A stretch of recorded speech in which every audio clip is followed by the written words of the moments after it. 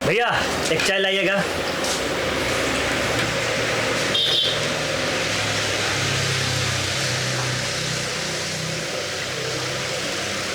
तो भैया जी कैसा रहा नौकरी वाला परीक्षा? क्या क्या आइडिया था तुम्हारा, मान गए तुमको। ये सब तो ठीक है, अगर रिजल्ट का क्या हुआ है? मैं इंटरव्यू के लिए क्वालिफाइड कर गया। वाह यार, बहुत बढ़िया। मैं आपके लिए दिल से बहुत खुश हूँ। बस आप जल्दी से नौकरी ले लीजिए। एक बड़ा और है। कौन? मौखिक, बस उसको पास कर लो फिर तो पक्का है। भगवान है ना, भगवान पे भरोसा रखते हैं ना, तो उनकी कृपा से ये भी काम हो जाएगा। आप टेंशन मत लीजिए, ठीक है ना?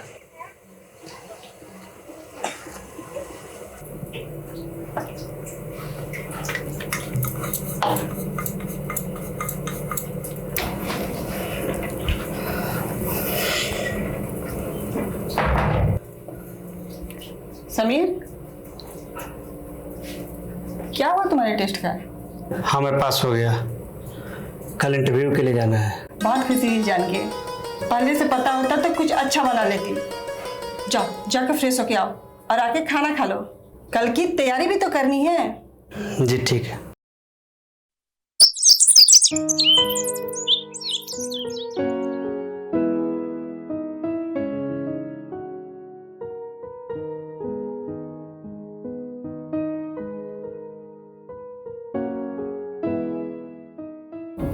समीर मल्होत्रा।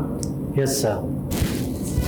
तुम्हारी सीवी काफी इंटरेस्टिंग है। तुमने अभी तक सिर्फ डिस्टिंक्शन नहीं पास किया? Yes sir, above 80%। और सेकेंडरी स्कूल से पोस्ट ग्रेजुएट रिसर्च तक ऐसा कोई भी क्लास नहीं जिसमें तुमने मार्किंग नहीं की। क्योंकि सर मैंने सारी चीज़ें छोड़कर सिर्फ पढ़ाई की है। सारी चीजें? मतलब सर, खेलने के समय पर खेलने ना जाना, टीवी ना देखना, ऐसी बहुत सारी चीज़ों को छोड़कर सिर्फ मैंने पढ़ाई पर ध्यान दिया है। गुड। क्या आज तक तुमने कोई स्कॉलरशिप लिया है ताकि तुम्हारे स्कूल का फी कम हो जाए? No sir. यानी कि सारा खर्च तुम्हारे पापा उठाया करते हैं? नो सर, मेरे पापा नहीं रहे। मेरी दीदी मेरी पढ़ाई का सारा खर्च उठाती है। Well finish. ये सब तुमने बोला कि तुम्हारी दीदी तुम्हारा सारा खर्च उठा देती है। क्या तुम्हारी दीदी की शादी हो चुकी है?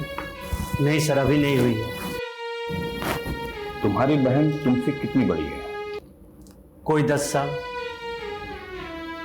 तुम्हारी बहन करती क्या है, मतलब क्या काम करती है? वो दूसरों के घर में कपड़े धोने का काम करती है। तुम अपने दोनों हथेलियों को सामने लाओ। सामने लाओ। तुम्हारे दोनों हथेलियां काफी मुलायम और चिकनी हैं। कभी भी तुमने बहन की हेल्प की कपड़े धोने में? नहीं सर, मेरी दीदी हमेशा चाहती थी कि मैं सिर्फ पढ़ाई करूं और अच्छे से अच्छे मार्क्स लाऊं। वैसे भी सर, मेरी बहन मुझसे ज़्यादा अच्छे और जल्दी कपड़े धो लेती है। आज तुम जब घर जाओ तो अपने बहन की दोनों हथेलियों को ठंडे पानी से धोना और कल फिर सुबह हमसे मिलो। नाउ यू मेक गो।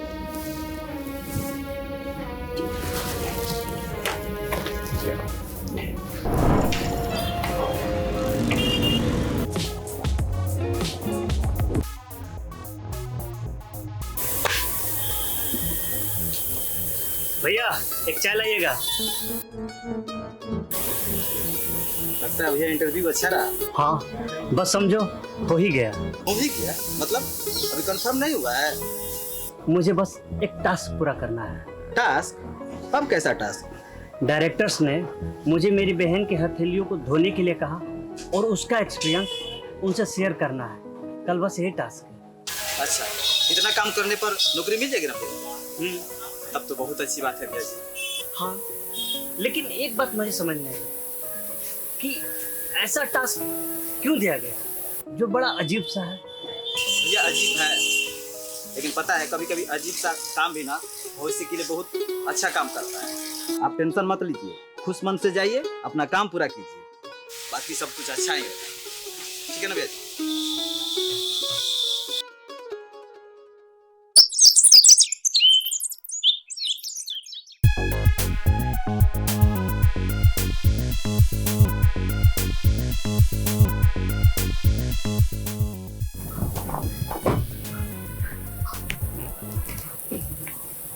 दीदी, मुझे आपकी हथेलियों को धोना है, क्या ऐसा मैं कर सकता हूँ?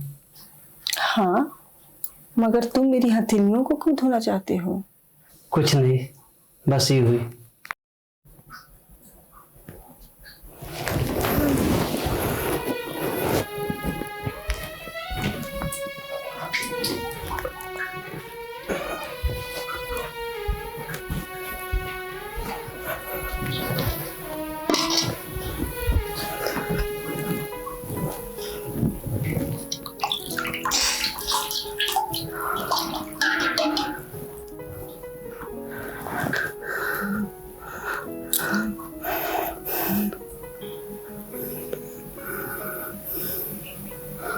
दीदी, ये क्या?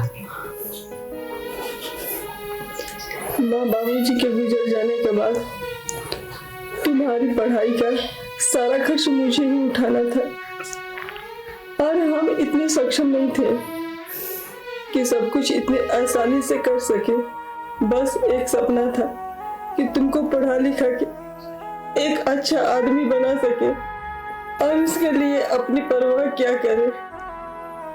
जब तुम घर जाओ तो अपने बहन की दोनों हथेलियों को ठंडे पानी से धोना, और कल सुबह फिर से मुझसे मिलो।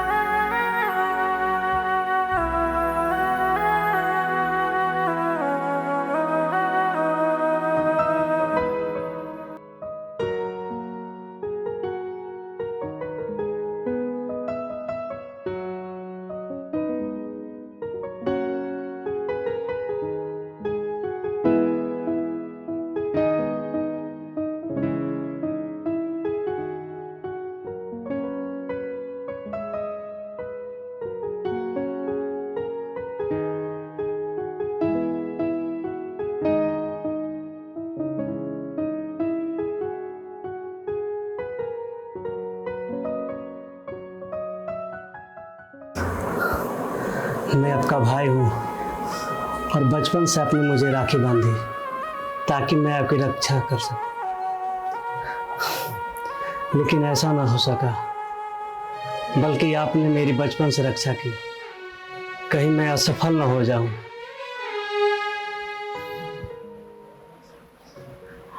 आपकी हथेलियों को देखकर मुझे पता चला कि राखी सिर्फ भाइयों के कलाई पर नहीं बांधी जा सकती।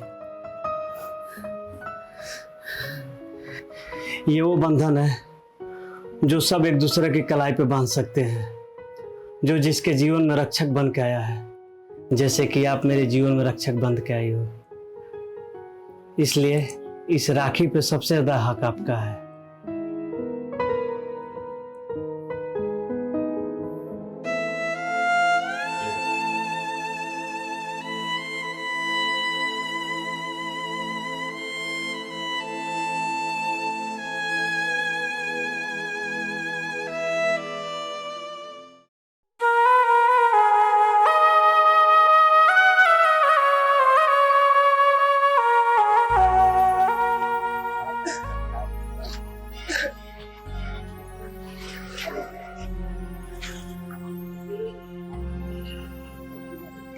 भैया जी, भैया जी,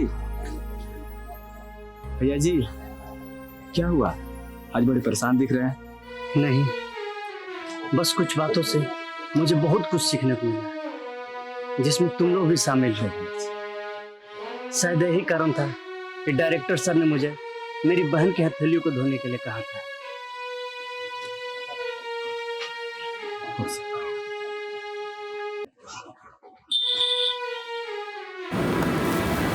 May I come in, sir? Come Sameer. Sir, मैं आपको थैंक यू कहना चाहता हूँ। आपने मुझे वो हकीकत दिखाई है जिसे मैं देखकर भी अनदेखा कर रहा था। गुड। तो इसका मतलब कि तुम कल का एक्सपीरियंस शेयर करने के लिए तैयार हो? Yes sir. तो बताओ, कल अपनी बहन की हाथों को धोकर तुम्हें क्या एक्सपीरियंस हुआ? मैंने जो महसूस किया उसमें पहली बात यह है कि मुझे एप्रिसिएशन का मतलब पता चला। अगर मेरी दीदी ना होती तो शायद मैं इस मुकाम पर ना होता। इसलिए मैं अपनी दीदी का बहुत बड़ा आभारी हूँ कि उन्होंने खुद तकलीफ उठाकर मेरे सामने उफ तक नहीं किया ताकि मेरी पढ़ाई डिस्टर्ब ना हो। दूसरी बात यह है, दीदी के साथ काम करके ये पता चला कि सामने वाला जो काम कर रहा वो कितना कठिन है। जब तक उस काम को ना किया जाए तब तक ये पता करना मुश्किल है कि वो मुश्किल होने के साथ साथ कैसे किया जाता है। तीसरी बात, मुझे अपनों के साथ होने का मतलब पता चला कि उनकी महानता क्या होती है। उनके गुणों के बारे में पता चला कि वो कितने मूल्यवान होते हैं। ये लोग ना होते तो शायद मैं अकेले कुछ नहीं कर पाता। एग्जैक्टली यही गुण मैं अपने मैनेजर में देखना चाहता था, जो दूसरों के कामों की सराहना कर सके, जो ये जानता हो कि कोई भी काम करने में कितनी मुश्किलें आती हैं और जो अपने जीवन का लक्ष्य सिर्फ पैसों के लिए ना बनाए बल्कि सबके तकलीफों को समझे। Congratulation Sameer, you are hired. Thank you sir. All the best.